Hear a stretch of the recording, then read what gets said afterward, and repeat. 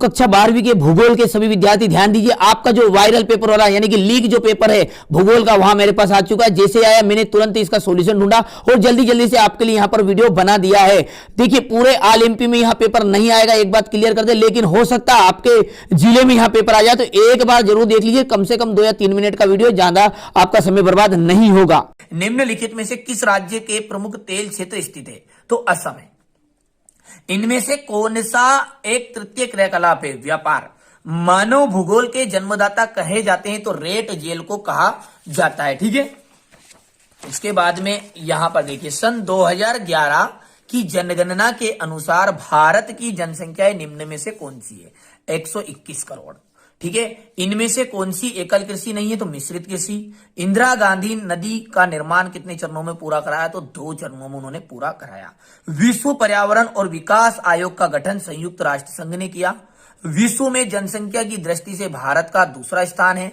भारत की जो व्यापारिक राजधानी है वो मुंबई है। मानव को पृथ्वी की उपज किसने बताया था? कुम सैंपल ने बताया था। चाय सर्वाधिक असम राज्य में पाई जाती है। कृषि, देखिए कृषि की यदि बात करें तो कृषि का आ जाएगा आपका यहां पर प्राथमिक क्रिया। ठीक है, दूसरा है सिख धर्म। सिख धर्म आप जानते हैं हरियाणा और पंजाब में सबसे ज्यादा रहता है। ठीक है, इधर पेज पर है वो आंसर। और सूखा प्रभावित क्षेत्र है पश्चिमी मध्य प्रदेश। और चौथे का देखिए मध्य प्रदेश आ जाएगा आपका, और अंतिम आ जाएगा जगदीशपुर विजयपुर। ये जैसा कि यहां पर सबसे लंबी गैस लाइन पाइपलाइन। ठीक है, स्क्रीनशॉट आपने ले लिया होगा।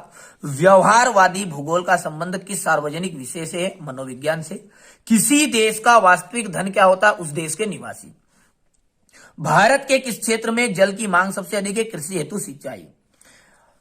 मानव विकास का उद्देश्य क्या है? जीवन की गुणवत्ता में सुधार करना। भोपाल मध्य प्रदेश के किस प्रकाश नगर में आता है? प्रशासनिक नगर। सतत पोषणी विकास का उद्देश्य है प्राकृतिक संसाधनों का संरक्षण। स्त्रियों का प्रवास अधिक नहीं होता है क्या? असत्य बात है। ठीक है, 10 से 19 वर्ष की आयु को किशोर वर्ग कहा जाता है। मरुस्थलों की विषम, ठीक है, मरुस्थलों की विषम मानव बसाव के लिए सुविधाजनक होती है। असत्य बात है। ठीक है, खनिज संसाधन संपूर्ण विश्व में समान रूप से वितरित है। तो यहां पर देखिए ये असत्य होगा। 5वां जो है वहां आपका सत्य होने वाला है। ठीक है भैया, चलिए इसके बाद में अगला जो है स्क्रीनशॉट बढ़िया से लीजिए क्वेश्चन नंबर 6 का। क्वेश्चन नंबर 6 के बाद में यहां पर देखिए क्वेश्चन नंबर 7 है।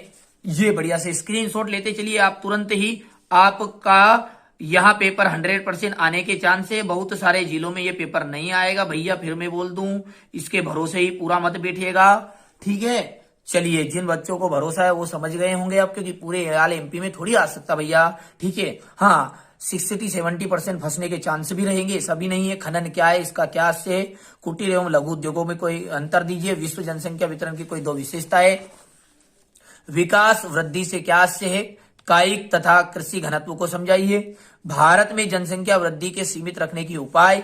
भंडार कितने प्रकार के होते हैं? संक्षेप में उल्लेख। अंतर्राष्ट्रीय व्यापार क्या है? लिखिए। भारतीय कृषि की 3 प्रमुख समस्याएं लिखिए। विनिर्माण उद्योग की 3 विशेषताएं। इंदिरा गांधी नहर कमान क्षेत्र का वर्णन। ये आपका 19वां प्रश्न रहा।